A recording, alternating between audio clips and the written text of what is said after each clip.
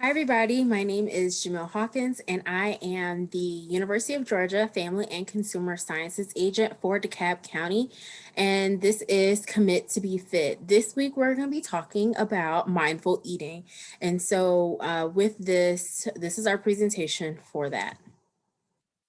So the overview of what mindful eating is, or what we're going to learn during this class for mindful eating is learning to eat with intention and to paying attention to your actual eating experience without distraction. So the goal is to become more aware of our eating habits and making changes for a healthier lifestyle. So some of the new vocabulary that we're going to learn during this lesson is mindfulness. It is a mental state achieved by focusing one's awareness on the present moment while calmly acknowledging and accepting one's feelings, thoughts, and bodily sensations used as a therapeutic technique. Next is head hunger, which is emotional hunger. And then the third is biological hunger, a feeling in the stomach. This feeling is brought on through hormonal changes in the gut with the change in blood sugar and insulin levels. And then next is portions, which is the size of the amount of food that you choose to eat. This could be more or less than a serving size. So true or false, this is something I want you to think in your head. If you're around other people, you can discuss it, but if you're not and you just want to, think about it for yourself, then you can. So true or false, at work, I'm usually able to control myself when coworkers bring in cake and other tempting goodies. That is the cinnamon rolls or, the donuts that were, the hot sign was on and they brought that into the office. Um, are you able to control yourself when they bring that in into the office at work? Next is I consciously take the time to take a breath or two between bites while I'm eating. And then next is I take time to check in with myself during meal times to assess my fullness level. So some more true or false. I resist eating leftover bites of food while I'm clearing food from the table. I am usually aware of feelings and emotions before I order, prepare, or eat food. And then 90% of the food I eat is eaten while sitting down. So true or false? Think of that in your head. So, mindful eating, what is it? It is the process of paying attention on purpose to your actual eating experience without judgment. It is eating with intention and attention. So, this sounds very straightforward. The process of mindful eating can be quite complex, though, especially for those inclined to multitasking all the time. Mindful eating is thinking about what is happening in the right now. So taking a second to think about this moment, not what they have experienced in the last 2 days, not what they will do tomorrow, but right now in this moment. Paying attention to what we're eating is eating with awareness. By being aware of each sensation of our experience of eating and acknowledging chewing, tasting, and swallowing the food moment by moment. So here are some irrational ideas about eating. I must eat everything on my plate. I must eat on time. Breakfast, lunch, and dinner. Breakfast, lunch, and dinner. I must eat a big meal in the evening. I must have 3 meals a day. I must eat until I am very full. I must have something to eat to feel better. I must eat it all quickly. I must have meat at every meal or at least every day. I must eat when others are eating. I must eat the food someone has prepared for me or they will think that I don't like them. We all have ideas and beliefs about eating that might not make sense in reality, yet we still adhere to them. This is partially what makes it so difficult to change our eating habits. When we violate all these beliefs that we have, we become very uncomfortable and anxious. And so we just keep doing the same old thing. So on this slide, like I was saying, here are some of the examples of irrational ideas about eating. A common one is I must eat everything on my plate because there are starving children somewhere. Some of the ideas have been taught that it is rude to refuse food if offered and that we should eat whatever has been prepared for us. However, this often doesn't make sense if we're not hungry or if the food that is being offered is high in sugar, has bad fats, so on and so forth. And so where do these irrational beliefs come from? So here are some mindless triggers that we might have in our everyday life that can tend for us to either overeat or be less active. So boredom. You eat when you're bored or you don't have anything interesting to do or look forward to. So you're identifying what you like to do for fun and to do it. If you don't have a hobby, maybe it's time to explore something that you have always wanted to do. The next is feeling deprived. You feel deprived of the foods that you enjoy, and this leaves you craving for them even more. So that's why, when this is the first of the year, you make your New Year's resolution and you say, I'm gonna cut out everything that I ever enjoy. That is what makes you feel deprived. And so you think about and you crave the foods that you have banned yourself from eating because it's the first of the year. Focus on balancing your calorie input to calorie output. You want to model healthy eating and exercise habits. Do this as genuine concern for your own well-being. The next is the lack of willpower. So your attitude is shaped by your thoughts, your feelings, and your actions. It's really easy to feel good when the going is good, right? The key to vibrant energy and a powerful attitude is to make yourself feel good, especially when the going gets tough and you don't feel good at all. Next is lack of energy and feeling tired. So you're putting up with so much stuff in your life that it's constantly draining your energy, feeling like leaving you feeling very tired.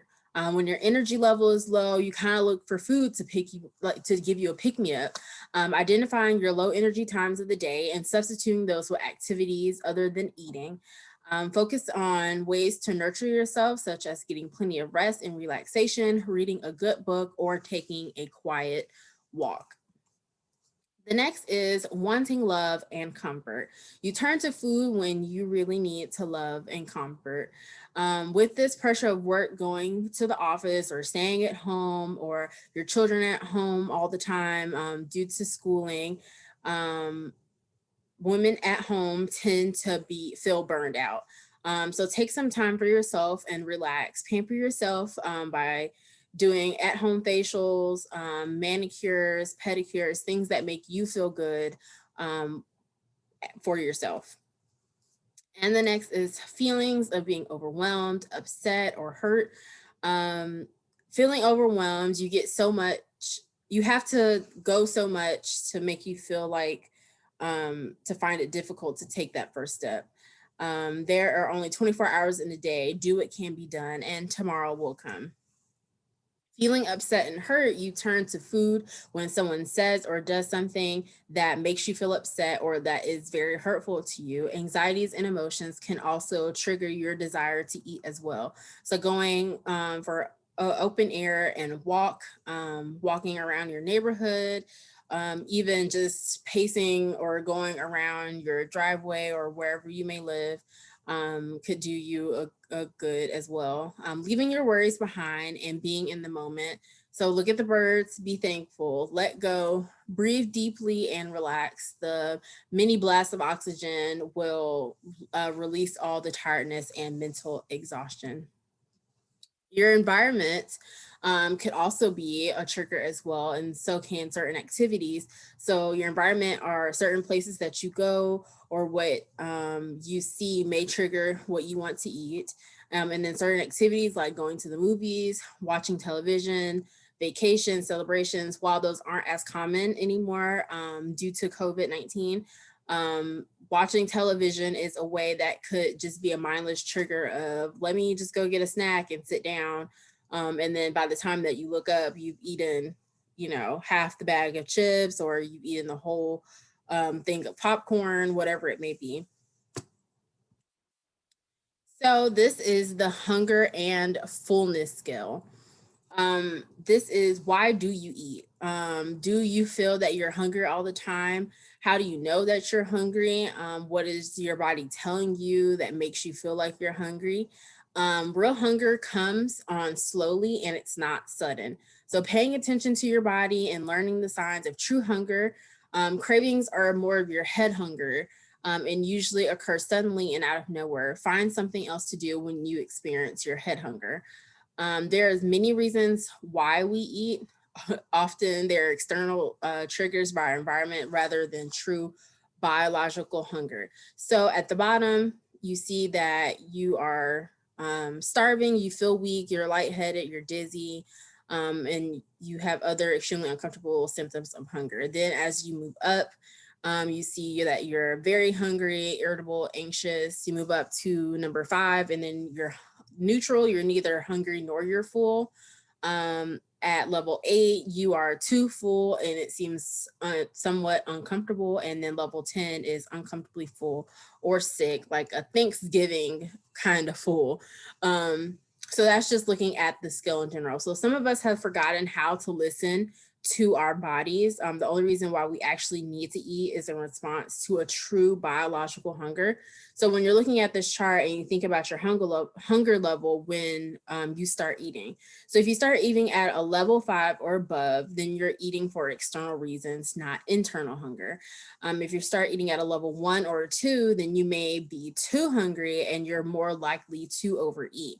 So like when you already get to the point where you're lightheaded and you're dizzy, that's when you tend to overeat as well, because you haven't listened to your bodily cues and you just overeat.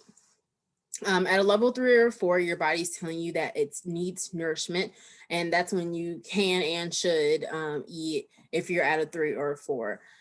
So consider when you should stop eating. So if you're eating at a level 8 or above, you have overeaten. When you start feeling too full, when you feel stuffed, when you have to unbuckle the belt, that's when you're too full. When you eat for external reasons, you're still more likely to overeat.